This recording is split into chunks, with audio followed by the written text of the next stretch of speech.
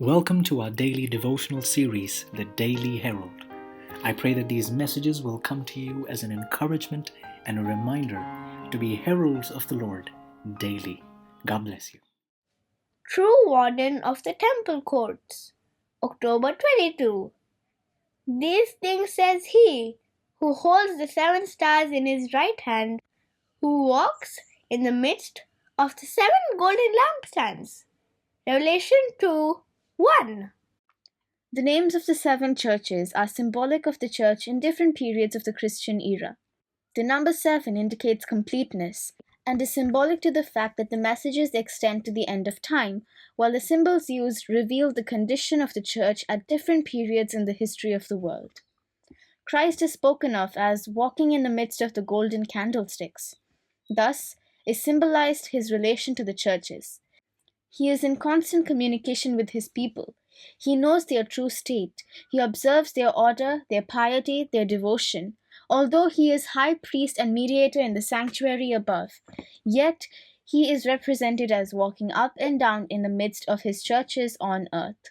With untiring wakefulness and unremitting vigilance, he watches to see whether the light of any of his sentinels is burning dim or going out.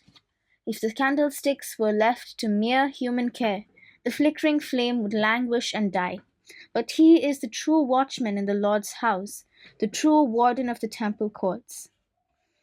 His continued care and sustaining grace are the source of life and light.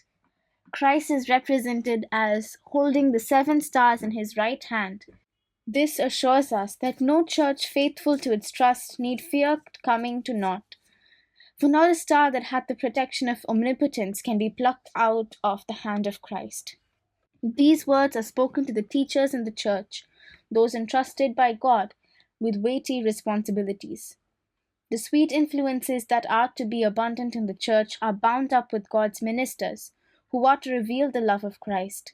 The stars of heaven are under his control. He fills them with light.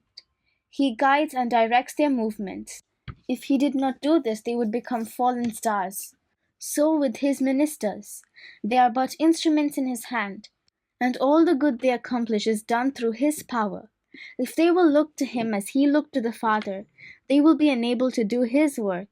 As they make God their dependence, he will give them his brightness to reflect to the world. Further reflection.